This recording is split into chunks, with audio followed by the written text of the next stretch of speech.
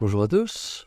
Alors, vous n'êtes pas sans ignorer que le gros buzz du moment, c'est ChatGPT. Et ça tombe bien parce que j'avais fait une conférence sur le point oméga. Plus précisément, le nom de la conférence, c'était Qu'est-ce que Dieu? C'était d'ailleurs la première des conférences Omélia. Et dans ce podcast, je m'apprête finalement à faire le lien entre cette conférence et le phénomène ChatGPT, et plus globalement, le phénomène de l'IA, des IA génératives comme ChatGPT, Bard et Bing, et bien sûr, le point oméga de Pierre Teilhard de Chardin, que j'ai évoqué donc dans la conférence Qu'est-ce que Dieu?, à laquelle je vous renvoie pour avoir plus d'infos par rapport à ce concept.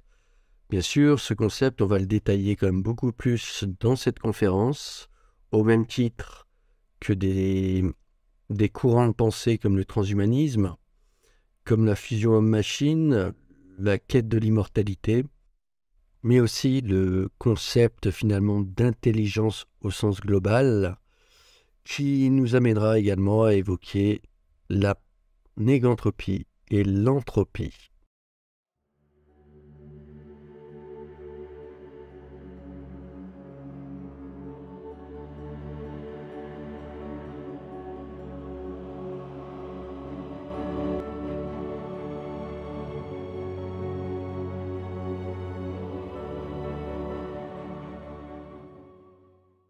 Computers will really seem human.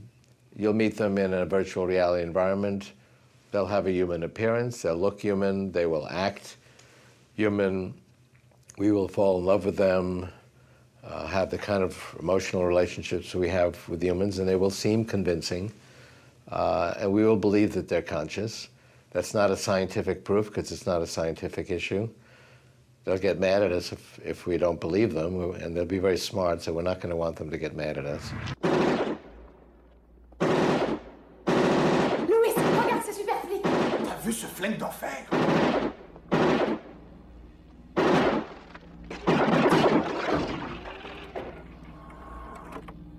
Il est terrible, ce gars. Ce gars-là, c'est une machine. Ils vont pas nous remplacer par des machines. L'IA, tout le monde en parle. C'est d'ailleurs précisément ce qui m'a poussé à faire cette vidéo. Pourtant, des vidéos que j'ai pu voir sur YouTube et autres, je me rends compte que les auteurs, les youtubeurs abordent l'intelligence artificielle sous le prisme purement fonctionnel. Pour ma part, j'aimerais prendre un peu de hauteur et aborder ce thème sous l'angle métaphysique, technologique, à la lumière des précédentes conférences que j'ai pu donner et d'un auteur qui me tient à cœur, à savoir Pierre Teilhard de Chardin et son concept de point oméga et de noosphère. Ceci étant dit, il est important de bien comprendre les termes avant d'aller plus loin, tant sur l'intelligence artificielle que le point oméga ou même le transhumanisme. On peut voir le point oméga comme le but ultime de l'évolution de la conscience. À cet égard, on peut dire qu'il s'inscrit dans le dogme, la doctrine, la théorie du dessein intelligent. Dans cet état final de l'évolution de conscience, l'humanité atteindrait un état d'unité et d'amour universel. On peut dire donc que l'évolution serait guidée par un principe d'organisation qu'on peut appeler dessein intelligent, mais que Pierre Teilhard de Chardin appellera noosphère. La noosphère, c'est une sphère de pensée, un réseau de conscience qui envelopperait la Terre et qui est en constante évolution. C'est une forme d'intelligence divine, ou du moins évolutive. Et Teilhard de Chardin pensait que cette évolution de la noosphère était le moteur même de la convergence vers ce point oméga. Mais revenons un peu sur ce personnage. Il s'agit d'un scientifique, d'un philosophe et prêtre jésuite français. Il a développé ce concept au milieu du XXe siècle, notamment à travers son bouquin « Le phénomène humain » publié en 1955. Bien entendu, il n'est pas le seul à avoir théorisé un tel concept. Il y a d'autres auteurs que vous trouverez ici en diapositive, tels que l'auteur de Homo Deus, gros best-seller ces dernières années, dont l'auteur est Yuval Noah Harari. Enfin, j'ajouterai qu'il reste un concept qui est très difficile à définir, c'est celui de l'intelligence. D'ailleurs, c'est au même titre que la conscience. À ma connaissance, à ce jour du moins, personne n'a pu produire de façon exhaustive une description rigoureuse, non contradictoire et dénuée de paradoxe de ces deux notions. Je m'explique. C'est à peu près comme Dieu, le concept. Autrement dit, personne ne sait définir Dieu. Ce qui est un peu logique, puisque, comme le dit le célèbre adage, un Dieu compris n'est pas un Dieu. Ainsi, il en est de même, de mon point de vue, pour ces deux notions que sont l'intelligence et la conscience. D'ailleurs, il y a beaucoup de passerelles entre ces deux notions.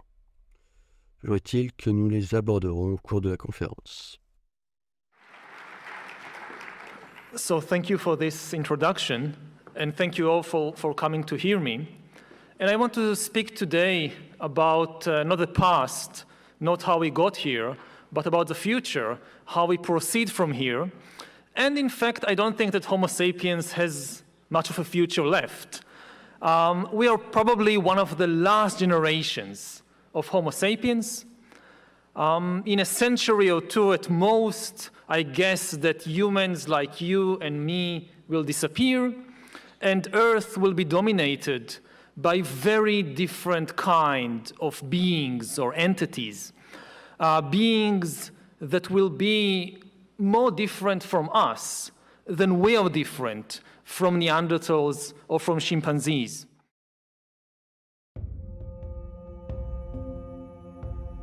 Je vous propose d'explorer plus en profondeur les concepts de point oméga et de noosphère. Donc, d'après Teilhard de Chardin, l'évolution suit une trajectoire qui mène inexorablement vers un point final, qui suit quelque part le dessin intelligent, comme je l'ai évoqué, et ce point final s'appelle le point oméga. Ce point représente l'aboutissement de l'évolution, du moins humaine, où sa conscience, la conscience de l'humanité, atteindrait un état d'unité, d'amour et de fusion universelle, qui lui permettrait finalement de transcender ses limites. Dans cette perspective, l'évolution est guidée par un principe d'organisation qu'il a appelé la noosphère. La noosphère est donc une sphère de pensée, une sorte de réseau de conscience qui enveloppe la Terre, qui envelopperait la Terre. Ce réseau de conscience serait en perpétuelle évolution. D'aucuns diraient qu'il y a des passerelles avec la notion de Jung d'inconscient collectif. En tout cas, Teilhard de Chardin pensait que cette évolution de la noosphère, donc, était le moteur même de la convergence vers le point oméga. Teilhard de Chardin voyait l'amour comme l'élément central de cette évolution. Selon lui, l'amour est précisément la force qui attire les êtres humains entre eux. Mais on pourrait dire pas que les êtres humains. Et les pousse finalement à s'unir dans un tout de plus en plus harmonieux. Autrement dit, c'est une force d'attraction qui guiderait l'évolution de l'humanité et de sa conscience. It's not just an operating system, it's a consciousness. Look, the arrival of strong artificial intelligence has been inevitable for decades.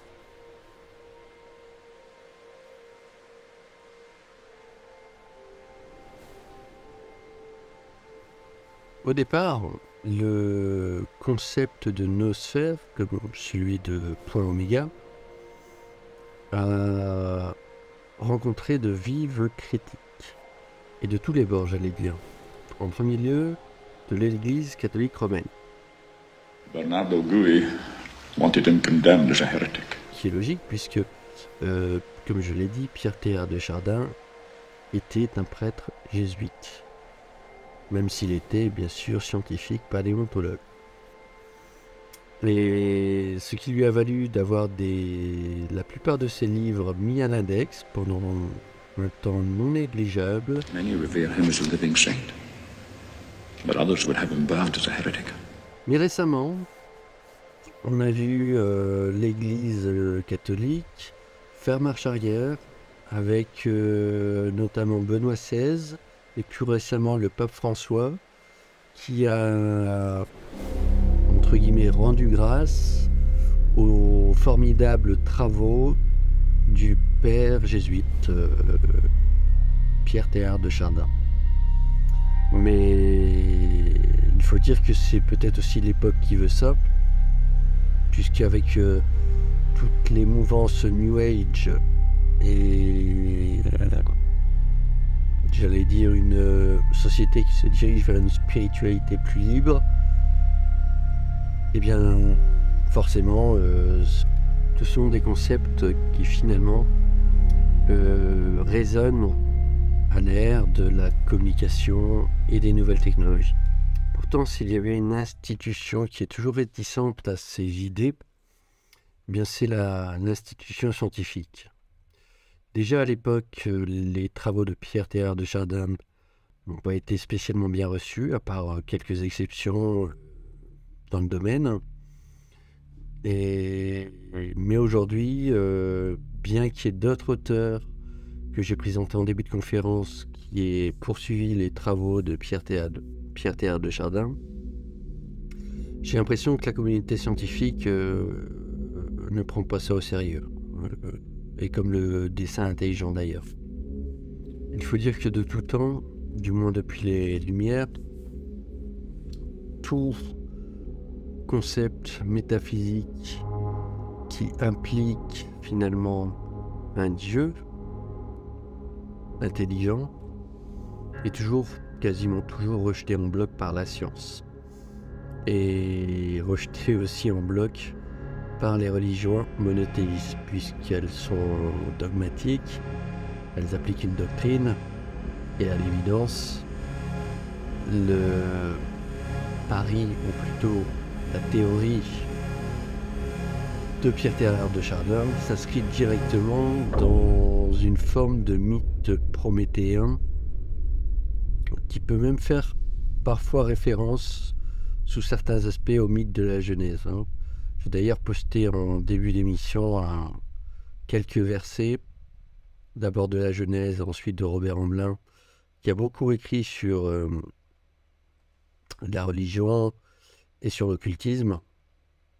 Et je pense qu'effectivement, la fusion de la métaphysique, de la théologie et de la science, c'est pas pour demain. Let's go back to what you were saying about those Terminator machines. Of course, I'm a Terminator. Abordons désormais l'intelligence artificielle au prisme de son histoire, de ses origines, et au final, dressons un état des lieux. L'IA est sans aucun doute l'une des avancées technologiques les plus importantes et les plus disruptives du XXIe siècle. Depuis ses premiers balbutiements dans les années 50, du moins pour l'aspect théorique, avec des pionniers comme John McCarthy ou Alan Turing, connu d'ailleurs pour son test de Turing, qui est censé, dans sa forme actuelle et même dans sa forme initiale, à déterminer lors d'une conversation avec un humain si une intelligence artificielle est détectable par l'humain en question. Bref, ça revient à dire en fait, est-ce que l'IA est une IA forte? Thème que nous aborderons plus en détail dans le courant de cette conférence. Mais reprenons. Depuis ses premiers balbutiements théoriques dans les années 50, l'intelligence artificielle a connu une croissance de développement exponentielle. Et son adoption est massive aujourd'hui dans tous les domaines. Médecine, bien sûr informatique, développement, informatique, industrie, éducation, création de contenu, etc., etc. Aujourd'hui, nous sommes témoins de la montée en puissance des réseaux neuronaux profonds, ce qu'on appelle en termes de technologie deep learning, et des algorithmes d'apprentissage automatique, supervisés ou non, qui révolutionnent notre façon de traiter et d'analyser les données. Si vous voulez en savoir plus sur le fonctionnement justement des intelligences artificielles génératives telles que Bing, GPT, Bard de chez Google. Je vous invite à visionner les vidéos de Science Étonnante ou de Monsieur Phi qui parlent en détail de leur fonctionnement, à savoir les modèles de langage supervisés. Ils vous apprendront notamment à exploiter au mieux le potentiel de ces IA en établissant ce qu'on appelle des prompts, des invites, des questions finalement que vous posez à l'IA de manière optimale et qui permettent d'obtenir un résultat optimal. Bref, revenons à nos moutons. Donc au départ, finalement, l'intelligence artificielle était très spécialisée. On se souvient de DeepMind, ou encore de l'intelligence artificielle qui avait battu le champion d'échecs Kasparov. Ça date déjà d'il y a quelques années. Si je ne dis pas de bêtises, même peut-être avant 2000. C'est à vérifier. Toujours est-il que l'intelligence artificielle tend aujourd'hui à atteindre le Graal qu'on appelle l'intelligence artificielle générale. Et ça pourrait arriver très très prochainement, sûrement même peut-être avec la nouvelle itération de ChatGPT, la version 5. OpenAI is about to release their first ever physical robot, and it's going to be insane. 1X, a company that used to focus on security, just raised a whopping $23.5 million in an investment round led by OpenAI. And guess what? They're now building a custom robot that will have some killer AI technology built right into it. This new robot is all about integrating AI with the real world, which means it's going to be super smart and do some amazing things. The best part is that we don't have to wait long to see it in action, because the first demo and reveal is happening in just a few months, during the summer of 2023, just when we thought we were years away from anything remotely like this. A brand new robot called Neo is being developed to explore how AI can be embodied in a human-like form. This is pretty wild. Comme vous le voyez, les perspectives d'avenir sont à la fois passionnantes, mais un peu aussi perturbantes. Surtout quand on voit les projets qui envisagent de véhiculer ces intelligences artificielles dans des corps robotiques. Alors forcément, le spectre du prise de contrôle de l'IA comme dans Terminator n'est jamais très loin. You're not a Terminator anymore, all right? Dyson listened while the Terminator laid it all down. Mais bon, j'ai toujours eu une vision optimiste de l'humanité et du progrès technologique. Faut dire qu'à cet égard, l'ingénieur de chez Google et futurologue transhumaniste, le précurseur du domaine Ray Kurzweil, semble avoir vu juste dans ses prédictions. En tout cas, jusqu'à présent, il ne s'est pas trompé. D'ailleurs, il prédit la singularité technologique et même l'immortalité au cours de ce siècle. On y reviendra plus en détail. Tout ça pour dire que les enjeux et les défis techniques auxquels nous devrons faire face seront immenses. Ce qui est contrariant avec le futur, c'est qu'il est cachotier. Heureusement, il y a Ray Kurzweil. Non seulement ce scientifique sait ce que nous réserve l'avenir, mais en plus, il a le planning. En 2029, selon Kurzweil, l'intelligence des machines dépassera la conscience humaine. Du coup, pour Ray, en 2045, l'humanité entrera dans l'ère du transhumanisme.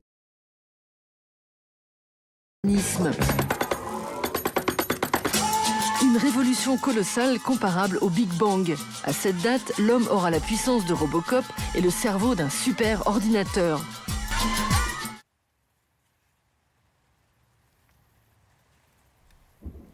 Revenons un instant sur un concept que j'ai évoqué au début de l'émission, à savoir celui de l'entropie, et son opposé qui est la négantropie. Ce sont deux éléments déterminants dans le sujet qui nous intéresse, puisqu'ils sont intimement liés au concept d'intelligence, d'évolution et donc de point oméga. L'entropie est une mesure du désordre d'un système. À l'inverse, la négantropie est une mesure de l'ordre et d'une certaine complexité qui va crescendo, et ce dans le contexte de l'évolution humaine. On peut donc dire que l'entropie représenterait le chaos, la désorganisation et la dégradation du système donné à travers l'énergie, tandis que la négantropie représenterait la création, l'organisation et l'évolution de plus en plus croissante des formes de vie. Teilhard de Chardin soutient que le processus évolutif est justement un combat, procès de force. D'une part, la négantropie pousserait l'humanité vers des niveaux de complexité et d'organisation de plus en plus croissants, tout en défiant l'entropie, qui est une valeur propre et inhérente aux lois de l'univers. Et donc cette lutte entre ces deux forces se reflète dans le développement de la noosphère et de la convergence vers le point oméga. Du coup, le développement des IA génératives comme GPT et plus loin dans le temps la fusion homme-machine sont des exemples concrets de négantropie dans l'évolution humaine. À mesure que la négantropie l'emportera sur l'entropie, la noosphère se complexifiera et on pourra se rapprocher du point oméga, du moins toujours selon Pierre Teilhard de Chardin. C'est une dynamique essentielle pour comprendre le processus évolutif de l'humanité et c'est essentiel également pour comprendre le concept de l'intelligence.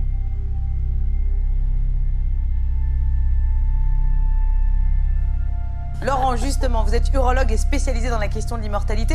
Vous avez d'ailleurs écrit un ouvrage intitulé « La mort de la mort », dans lequel vous affirmez que l'homme qui vivra 1000 ans est déjà né. Expliquez-moi. Oui, il est probable que parmi les gens qui naissent aujourd'hui, certains vivront 1000 ans. Il faut bien comprendre que nous sommes dans une phase où les progrès biotechnologiques sont absolument extraordinaires. Et quelqu'un qui naît aujourd'hui n'aura que 85 ans en 2100. Et va donc profiter de tous les progrès biotechnologiques du siècle.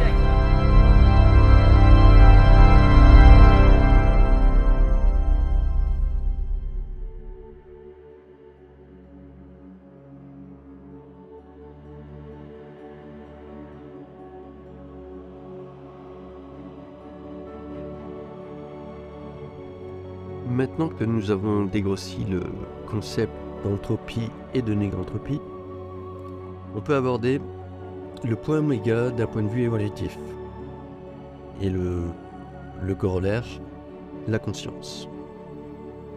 Les premiers outils développés par les humains ont marqué d'une certaine manière une étape cruciale dans l'évolution de notre conscience. En maîtrisant la capacité à créer, à utiliser des outils, en fait nos ancêtres ont acquis une plus grande compréhension du monde. Et ça leur a permis de pouvoir façonner leur environnement. Cette évolution est toujours en cours aujourd'hui, forcément, mais la courbe de l'évolution technologique prend une dimension exponentielle ces derniers temps. Et ce, depuis la dernière révolution, la troisième révolution industrielle. L'invention de l'écriture et l'expansion de la conscience, d'ailleurs, sont liées. En effet, l'invention de l'écriture a marqué une autre étape majeure dans l'évolution de la conscience. Ces deux concepts sont liés parce que, grâce à l'écriture, les humains ont pu enregistrer et transmettre des connaissances, des idées, des expériences, à travers le temps et l'espace. Même si il y a encore débat sur le fait de savoir si l'intelligence, notre intelligence à chacun de nous, a pu augmenter. Certains disent qu'elle n'a pas tant augmenté que cela. D'autres disent que notre capacité à comprendre des concepts plus complexes a progressé. Ce qui est certain, c'est que notre conscience individuelle est devenue plus riche, mais aussi plus nuancée. Enfin, les dispositifs connectés, tels que les smartphones, les objets connectés, commencent à contribuer à créer une conscience globale encore plus étroitement liée. En fait, grâce à ces dispositifs, on est constamment connectés les uns avec les autres. Et la quantité d'informations qui transitent, comme je l'ai évoqué plus tôt, devient exponentielle. Ce qui conduit à une accélération de l'apprentissage, de l'innovation et de la créativité, tout en renforçant notre interdépendance, ce qui n'est pas sans poser de problème.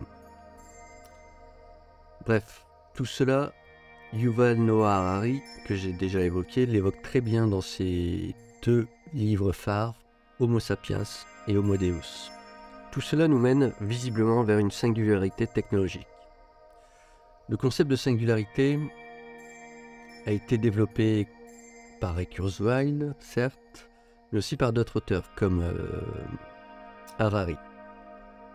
En gros, la singularité technologique postule que grâce au progrès des NBIC, donc pour nanotechnologie, biochimie, informatique et cognition, eh bien, la courbe de l'évolution franchirait un cap, entre guillemets, de non-retour. Et parmi les éléments qui peuvent déterminer ce cap de non-retour, il y a forcément l'intelligence artificielle, et en particulier l'intelligence artificielle générale. L'intelligence artificielle générale correspond à une forme d'intelligence, donc artificielle, au moins égale à celle des humains, et ce dans tous les domaines. Et comme je l'ai évoqué, on y arrive très très vite. Finalement, la singularité technologique est l'étape qui suit. Elle correspond finalement à l'émergence d'une conscience au sein de l'intelligence artificielle. C'est le concept qu'on appelle d'intelligence artificielle forte. À ce stade, l'intelligence artificielle nous dépasse, et de loin. Ce qui résulte en deux possibilités. Soit la fusion avec la machine, afin de ne pas se laisser dépasser, soit la mort de notre civilisation et de la conscience humaine, de l'humanité telle que nous la connaissons. Toujours est-il que cette fusion en machine, c'est précisément le Graal du transhumanisme, avec en ligne de mire l'immortalité. La science-fiction d'hier va devenir médecine réalité. Un corps réparable à l'infini, un cerveau remplacé par des machines. Notre pensée sera hybride entre biologique et informatique. Les transhumanistes le professent, la science va bientôt nous permettre de tuer la mort. Et vous, pensez-vous, comme certains experts, que l'homme pourrait devenir immortel à brève échéance? L'immortalité, un rêve que beaucoup d'alchimistes ont poursuivi, et pas que les alchimistes d'ailleurs. Eh bien, ce rêve pourrait devenir réel d'ici finalement assez peu de temps lorsque l'on compare notre existence à celle de l'univers. C'est un battement de cils. Toujours est-il que cette immortalité, nous sommes en route pour y arriver. Et comme je l'ai déjà dit dans l'émission, Ray Kurzweil, qui a prévu dans les grandes lignes tout ce qui est en train de se passer en termes d'intelligence artificielle, lui, dans ses prévisions, donnait une date, celle de 2045, où l'homme deviendra immortel. Alors, ce qui pose nécessairement beaucoup de problèmes. Des problèmes d'éthique, de régulation, de gouvernance. On va les aborder un peu plus loin dans la conférence, mais là, ce que je voudrais aborder en premier lieu, c'est quelles sont les conditions de cette immortalité. On a vu avec le point oméga, la noosphère et les équipements connectés, l'intelligence artificielle, que la somme de connaissances devient immense et que dès lors les premiers implants cérébraux seront implantés chez l'homme, alors se produira une nouvelle révolution. Ce sera le début de l'ère cybernétique, où l'homme et la machine auront fusionné. Mais vous allez me dire, comment atteindre l'immortalité? Pour moi, de mon point de vue et du niveau de mes connaissances, j'ai envisagé quelques scénarios. Le plus probable, selon moi, et celui-ci a déjà commencé, c'est de fusionner l'homme et la machine. Autrement dit, petit à petit, on va nous greffer d'abord des puces électroniques qui seront de plus en plus performantes, qui seront elles-mêmes connectées avec d'autres individus. On pourra donc communiquer par télépathie, s'échanger des données comme on le ferait sur un serveur ou sur un ordinateur. Puis il y aura les exosquelettes. Puis il y aura, in fine, ce qu'on appelle le cyborg. Mais il y a d'autres possibilités qui sont envisagées par la mouvance transhumaniste, comme la dématérialisation totale de la conscience dans une machine. Bon, à ce stade, je ne pense pas qu'il y ait eu d'expérience probante sur le sujet, mais de mon point de vue, c'est tout à fait réalisable. Des études que j'ai pu lire et j'allais dire de ma propre intuition. Et ensuite, on a un troisième scénario, ça sera le scénario des mondes virtuels finalement. On peut très bien imaginer la création d'un monde virtuel, un peu à la Matrix, où on serait finalement en hibernation, et pour autant on serait connecté à une réalité parallèle qui nous permettrait de vivre éternellement. Voilà, c'est en gros les trois scénarios que j'envisage à ce stade. Bien sûr, le quatrième scénario, je pense que personne ne souhaite qu'il se produise, à savoir que l'homme se fasse détruire par sa création, c'est-à-dire l'intelligence artificielle ou les machines. She is the herald of the apocalypse, the harbinger of death. En tout cas, cette convergence entre le transhumanisme et le point oméga soulève de nombreuses questions, mais des questions surtout éthiques, mais aussi philosophiques et spirituelles. On l'a vu déjà dans le passé avec la bombe nucléaire, au départ devait être simplement une forme d'énergie qui s'est transformée en bombe. On l'a vu aussi avec d'autres inventions qui au départ étaient pour le domaine civil et qui ont été rapidement récupérées par les militaires. Et j'irai même plus loin en fait, c'est qu'il y a là, pour certains c'est un mythe, pour d'autres c'est une réalité, mais donc j'allais parler des alchimistes.